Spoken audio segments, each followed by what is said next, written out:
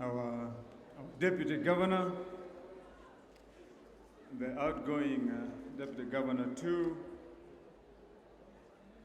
Your Graces, our bishops, and the entire clergy, our Imam, Lady Justice Abigail, and Honorable Magistrate, Chief Magistrate Emily Ominde, our Senator, Kiambu County, Honorable Karungo Wadangwa, our Women Rep, Omurade, our members of National Assembly, our members of County Assembly, members of the fourth estate, the beloved people of Kiambu, ladies and gentlemen, and all protocols observed. Hamjamboni. It gives me great joy to stand here to mark and celebrate this day with you. It is a triumph that takes me back the memory lane of the remarkable journey I have traveled with the people of Kiambu. This journey started from my humble beginnings, walking barefoot to Keviko Primary School near Wangige Market, to working as the people's servant as senator for 2 terms.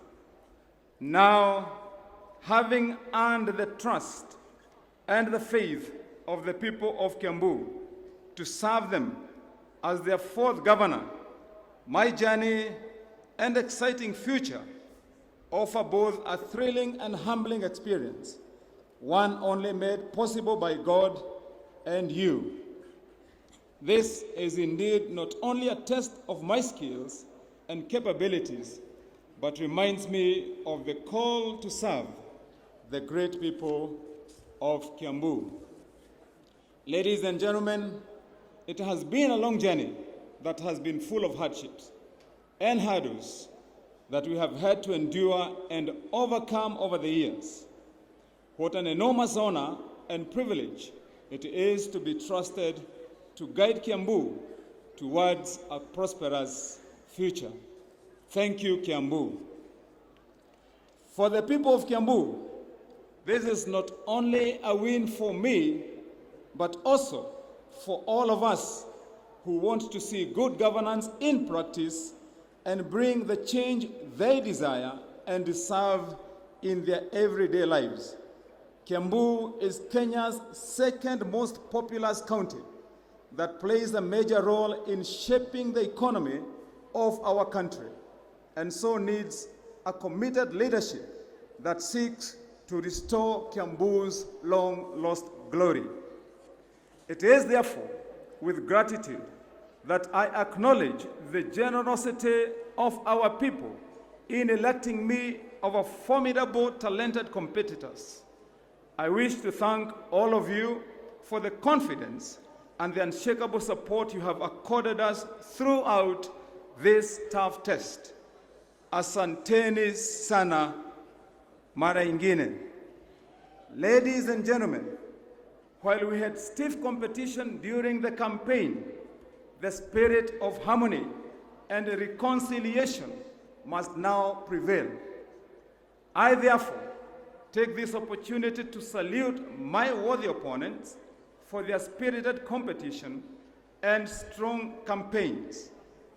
While there was evidently unfortunate concerted campaign incidences of misinformation, especially heightened fake profiling and social media propaganda, I now wish to humbly preach forgiveness and hereby extend a hand of friendship and cooperation to all as we seek to work together to rebuild and develop this great county.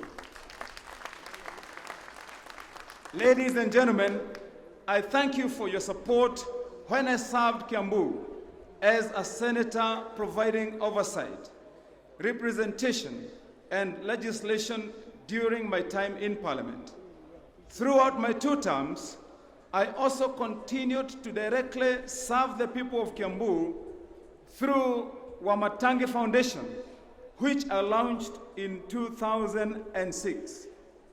My entry into the gubernatorial race was therefore informed by the vast insight and experience that I had gathered throughout my public service to this county.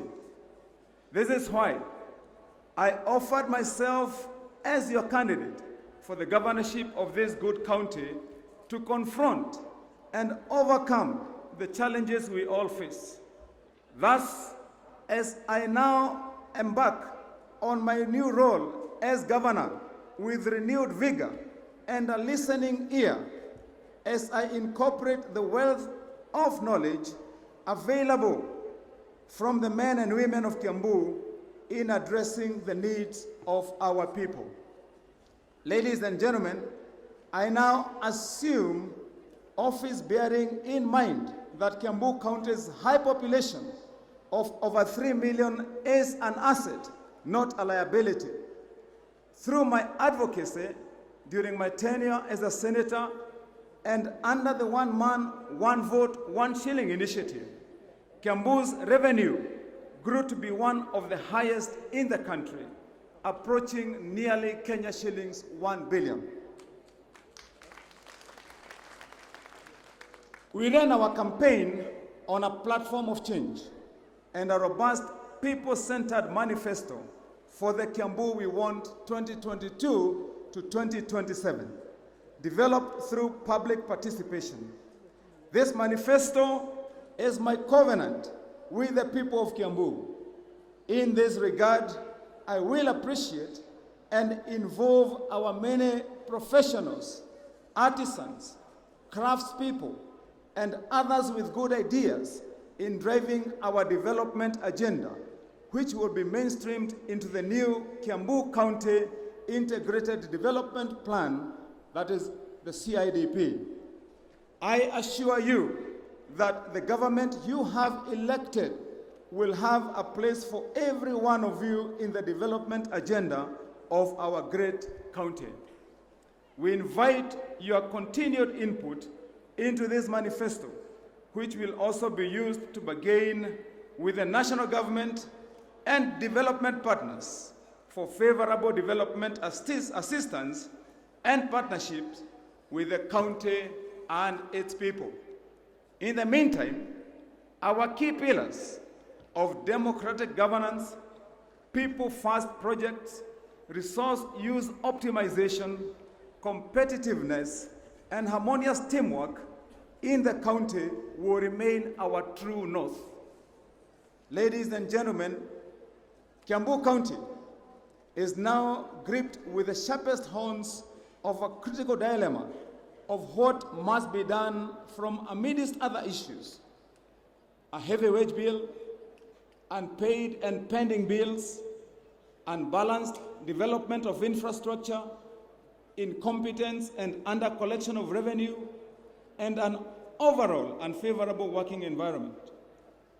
Do we engage in reprimanding those that are responsible for our past failures, or do we simply ignore them and choose to move on? I am offering a third and better way forward, which calls for us to forge ahead and correct the past mistakes and failures. We should now work in sisterhood and brotherhood for the greater good of our county and Kenya at large. Looking ahead, we shall form a government that caters for all wana Kiambu to create the kind of unity that will propel us to become a county of great prospects and prosperity. We will focus on delivering dependable, positive, and transformational change for our county. My administration is alive to the challenges that deny our people the livelihood they deserve and desire. Poor road networks that hinder movement of our farmers' produce to access markets, while farm inputs like seeds and fertilizer remain expensive, making the efforts of our farmers a zero-sum game. Our youth remain unemployed and untrained because of inadequate attention to training facilities to help them grow talents and skills, resulting in high drug and alcohol abuse amidst a hopeless and helpless generation of young people. Investors and potential employers stay away from us on an account of bureaucracy and corruption that denies us a fast registration of business and affordable and fast approval of building and renovation plans, to which my administration will respond by establishing a digitized platform to monitor and help approve licenses and plans within record time. We shall work to clean up all service delivery sectors and completely eliminate corruption for us to grow a strong local economy with sustainable growth. We shall aim to attain world-class standards in registration and enabling new business and investments in our county. Our schools, especially ECDE and technical schools, have been ignored and others left to the high cost of private sector, which makes them unaffordable to the common man. My administration will respond by building new ECDE classes and rehabilitating the ones that exist. And in each community, reviving and equipping technical schools to attract young and unexploited talent, to create employable artisans, craftsmen, while investing in world-class digital learning and ICT development. We shall cooperate with national government and the private sector to realize the initial 100% intake of new enrollments in our institutions of learning, since education is the firm foundation for development.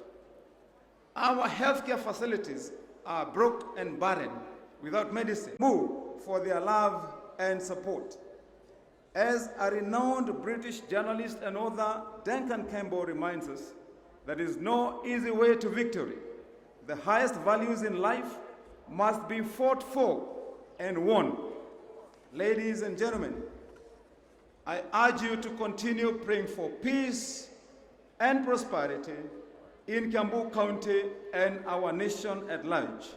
I therefore call for your continued support in our joint mission and vision to make Kiambu great again. God bless the people of Kiambu, God bless all Kenyans, and God bless our county and our nation. Asanteni.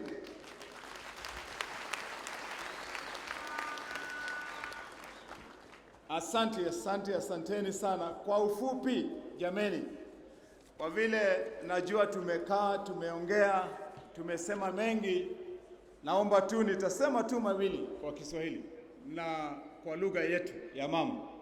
Labda nyanya yangu nimemwona hapo, mliona nikipigwa naye picha pale. Labda mengi ambayo tumesema saa hizi hata yaelewa.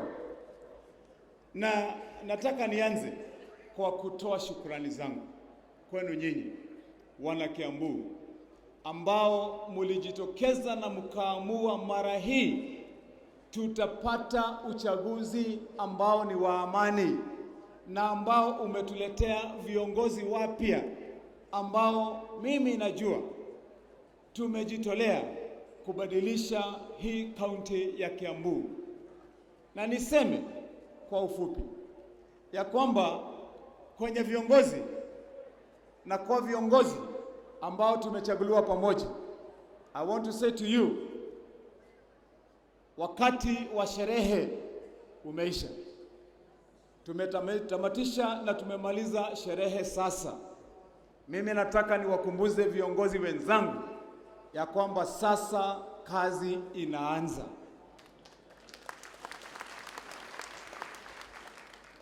Na wakati mimi kama kiongozi na mtumishi wenu nimesimama hapa mbele yenu, na nikiwa nina furaha ya kwamba mmenipatia nafasi ya kukuwa mtumishi wenu kwa miaka 5 kwenye nyadhifa na wakati huu kama gavana wa Kiambu, nataka niwaambie ya kwamba kwa akili zangu, kwa roho yangu, kwa mafikira yangu, ninajua ni kazi mumenipa, na hii kazi inafaa ifanyike, na sitaangalia nyuma na ambao mumetupatia nafasi pamoja nao, na hatutaangalia na upande kwa upande, hatutaulizana ni nani alitenda haya ama alikosa kufanya haya, walakini tutahakikisha ya kwamba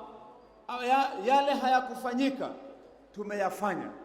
Na niwaambie wana Kiambu, mimi kama seneta ambaye alihudumu kwa miaka ile mlinipa 10, mimi nimepata uzoefu, nimepata ujuzi, na ninaelewa zile shida ambazo sisi wana Kiambu tuko nazo, na najua yale tunafaa kuwa tumeyatenda mpaka siku ya leo. Ndio mwana Kiambu pahali alipo ajue ya kwamba kupiga mstari na kwenda kupiga kura yake kuchagua kiongozi sio kazi ya bure.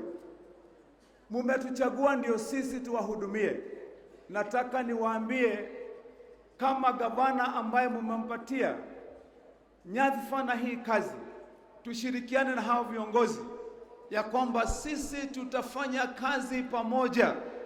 Hawa viongozi mimi nitawasihi, nitawaita, nitawaalika tuwe na vikao pamoja na nyinyi ambao ni viongozi wa aina tofauti kwenye Kiambu yetu. Sisi hapa tuko na wachungaji ambao ni viongozi wetu kule kwenye makanisa.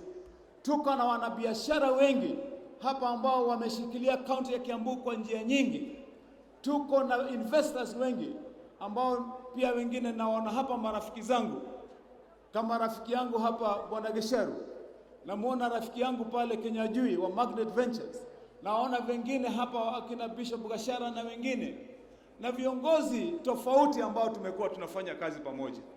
Kwa hivyo itakuwa ni kujidanganya tukifikiria ya kwamba sisi ambao tumesimama hapa mbele ndio viongozi peke yetu, ila ile kitu tumepata ni nafasi ya kushikilia mahitaji na mapenzi ya wana Kiambu.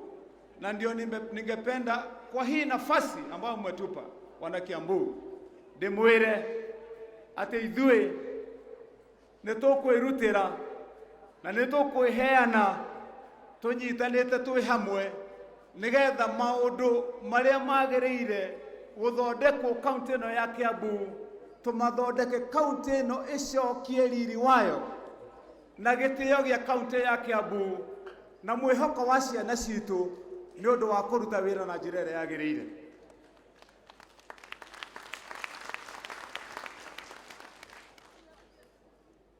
Nitoe kwena madena maingĩ, najua tuna shida nyingi hapa kwenye hii kaunti ya Kiambu.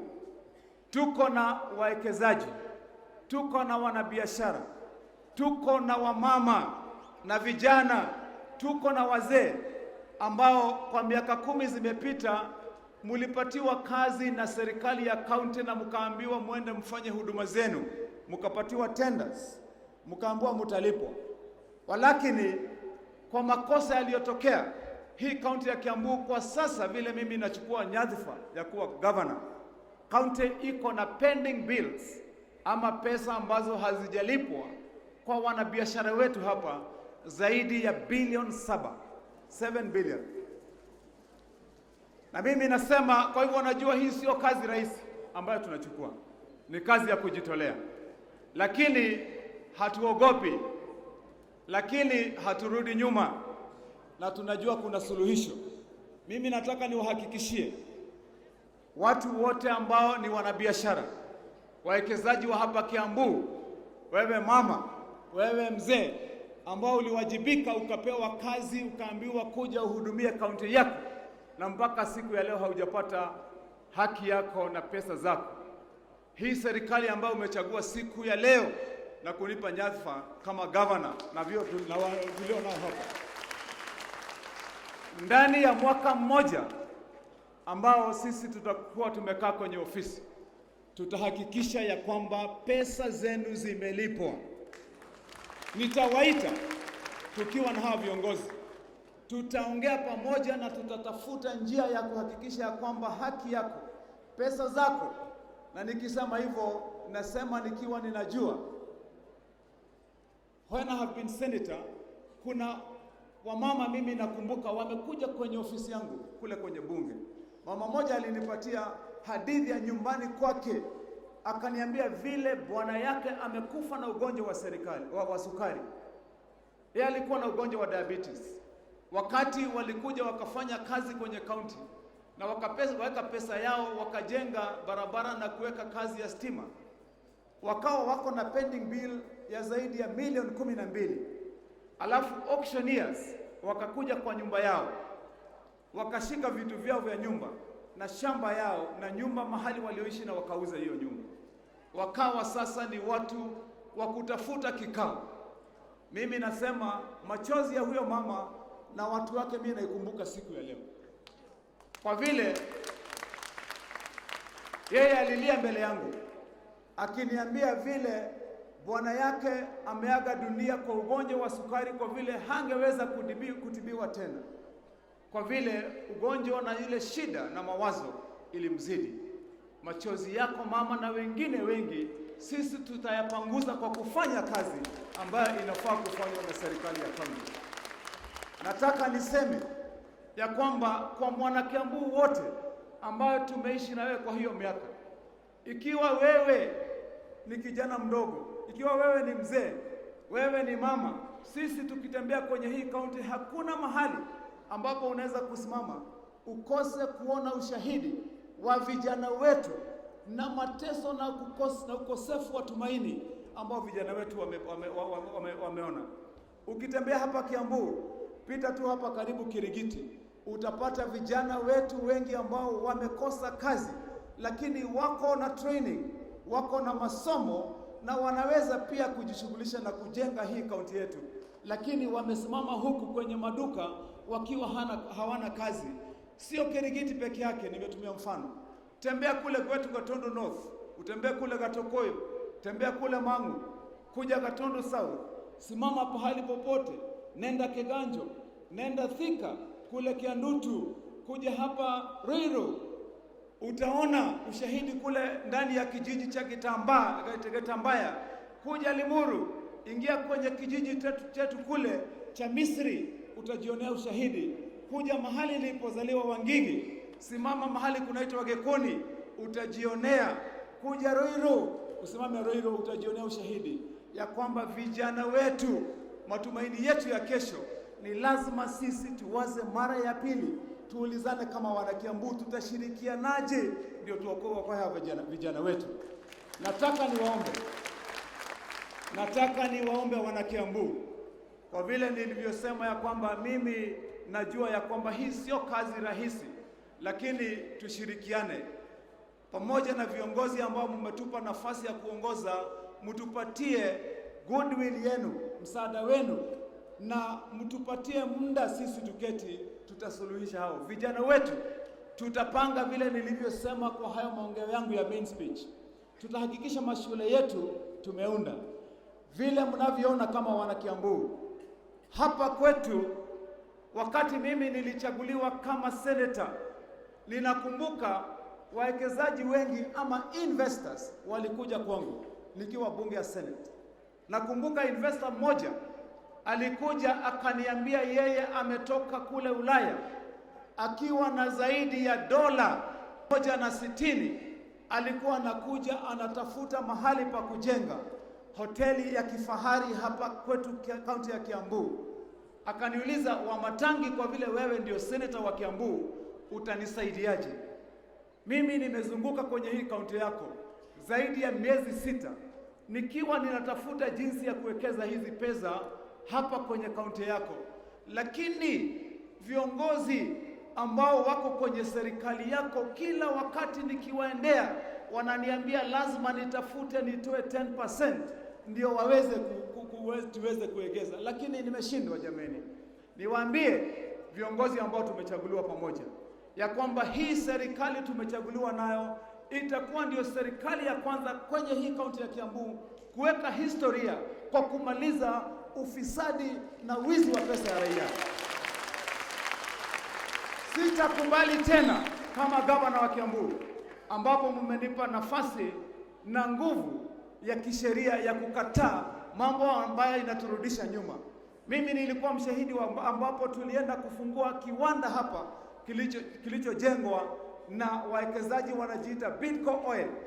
Wakati yule kiongozi wa Bidco Oil alienda kufungua kampuni kubwa ambayo inaajiri watu zaidi ya 3,000, kwa maongeo yake kiongozi huyo kwa hiyo kampuni ambaye anaitwa Vimal Shah, na nyinyi wengi mnamjua, alichukua hotuba yake kama hii niliyosoma leo, akasema, Rais wa Kenya, mimi nimefurahi siku ya leo kwa vile hii safari ya kufungua hii kampuni imetuchukua zaidi ya miaka 5. Kwa vile tulipokuja mara ya kwanza tulikatazwa, na hatukukatazwa kwa kukosa pesa ama kwa kukosa stakabadhi ama karatasi ama leseni. Tulikatazwa kwa vile tulikataa kupeana shares ya hii kampuni yetu kwa watu wako wa county government. Walidai ya kwamba tuwapatie shares, na sisi tukasema kama Bidco Oil Company hatuwezi kupeana hongo kwa kufanya kazi. Na niwaambie, siku hiyo ndio huyo kiongozi akasema, lakini vile Mswahili husema hayawi huwa. Kwa vile siku hiyo aliweza kufungua. Niwaulize jameni, wana Kiambu, kama vijana wetu wamesimama Ruiru, kama wamesimama hapa vile nilivyosema, wakiwa wanagojea nafasi ambapo mtu anaweza kupata ajira, tunaweza sijisema ya kwamba kiongozi kama wa Matangi aliyechaguliwa ataweza kusimamisha kazi kama hiyo ndio apate rushwa. Nasema hayo yatakuwa ni mambo ya zamani ambayo tutayazika kwa kaburi ya sahau ndani ya kazi hiyo ya Kiambu. Nataka niseme kwa watoto wetu, kwa vile mimi nikifanya kazi na hao viongozi, members of county assemblies, members of parliament, kama ambao tumewajulisha hapa, akina Kimani Ishungwa, akina Mashua, lakini Mashua amekuja juzi, viongozi wote ambao tumekuwa tunafanya nao, mimi nimetembea na hao viongozi mara nyingi, na nataka niseme kwa members of National Assembly, wakati walipata ile pesa yao ya CDF, wamekuwa wanajaribu vile ilivyo na vile wawezavyo kutuinua. Kama vile ile kazi inafanywa na watu wa National Assembly na ile pesa yao ya CDF ingekuwa inashirikiana pamoja na serikali ya county ambayo imeamua pia kufanya kazi, tutafute jinsi ya kufanya pamoja, hii county ya Kiambu ingekuwa imebadilika jameni. Nataka niwapongeze hawa viongozi wa National Assembly, walijaribu vile wawezavyo. Sasa tumepata serikali mpya ya county ya Kiambu. Nataka niwaahidi tutakuwa tunaketi, and what I will do as an initiative, we will be holding a monthly consultative meeting with all members of parliament, all members of county assembly, alafu tutatafuta viongozi wote wa kibiashara kwenye jamii yetu ya Kiambu, tufanye round table ya watu wetu ambaye wako na uzoefu na ujuzi. Tunaketi kila mwezi na kuulizana kwenye ofisi ya gavana ni jinsi gani tunaweza kujenga na kubadilisha hii county yetu ya Kiambu. Na mimi najua tutakuwa tukipata suluhisho ya kubadilisha hii county. Nikienda kumalizia niseme mawili ya mwisho, ya kwamba viongozi ambao tumechaguliwa nao kwenye county assembly, nataka niwaarifu na niwaambie ya kwamba mimi nina uaminifu na ninajua ya kwamba tutafanya kazi pamoja. Nataka niwaambie ya kwamba hii county yetu ya Kiambu hatutaifanya county ya aibu, hatutaifanya county ya porojo na kelele. Tutafanya iwe ni county ya mashauriano na maongeo ambao ni ya kutunga sheria za kurekebisha county yetu. Nitawashikilia, nitawasaidia, nitawapatia uongozi ufaao ndio sisi tutengeneze sheria ambazo zinazofaa. Nami nitawauliza wana county assembly wa Kiambu, mkubali tukue mfano mwema kwenye Kenya nzima ya kwamba sisi ndio county assembly ambayo tutamaliza miaka 5 bila furugu za kusema ya kwamba huku tunafurushana, tuna mambo, walakini kazi yenu ya oversight ninawaalika mfanye ndio sisi tufanye kazi nzuri kwenye county government ya Kiambu. Ya mwisho nataka niwashukuru viongozi wetu wa kidini. Niwaambie nyinyi pia mmekuwa pila ambaye imesimama na sisi kwenye community yetu. Nataka niwashukuru na niwatambue viongozi wetu wa kidini. wakati kumekuwa kungumu, nyinyi mumesimama hapo katikati na kutupatia mawaidha na uarifu mzuri.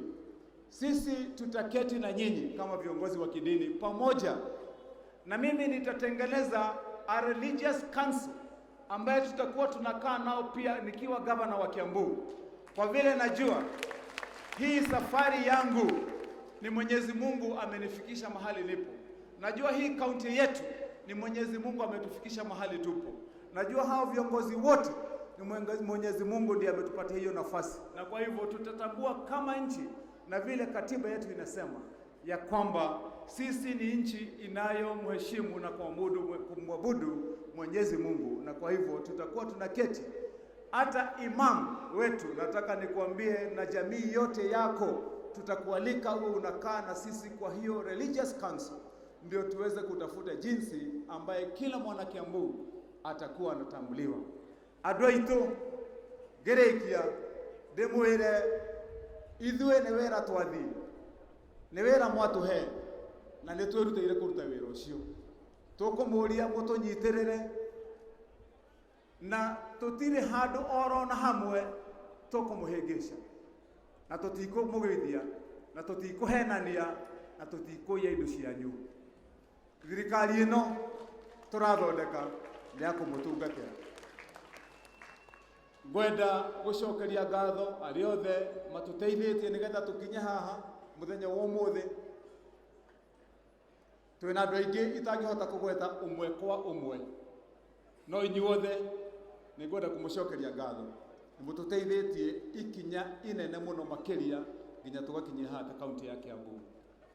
Nataka niwashukuru na niwaambie siku ya leo,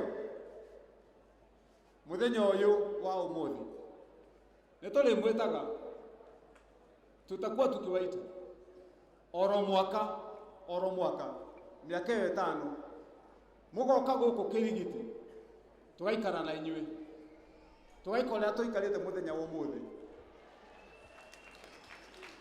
mugatwira kana ni muri akenu kana ni turathie na njira ĩrĩa yagĩrĩire mwaka ũgĩthira, na ũrĩa mwatwira murenda tuthondeke niguo turithondekaga, na ũrĩa mwenda tũrũnge niguo tũrĩrũngaga, no tutikũgonyora nigetha tukamwetagĩrĩra mũtwĩre tũke tũrũnge. Nĩ tũkũruta wĩra na njĩra ĩrĩa yagĩrĩire. Andũ a Kiambu kaĩ twamwĩke wega. Nĩ ngũhoya thĩinĩ wa kaunti ĩno itũ ya Kiambu tũnyitane na bũrũri wothe nigetha ona ithuĩ tũhoere bũrũri ũgĩe na thayũ. Tuombe nchi ya Kenya tukuwe na amani. Sisi tunajua ya kwamba tulifanya uchaguzi na tukafanya uchaguzi wa amani na tukafanya uchaguzi ambao ulikuwa na matokeo. Sisi tunasema kwa vile kuna jinsi za kisheria na kuna wengine ambao wameamua kutafuta suluhisho kwenye sheria, sisi tuweke amani, lakini kazi yetu itaendelea.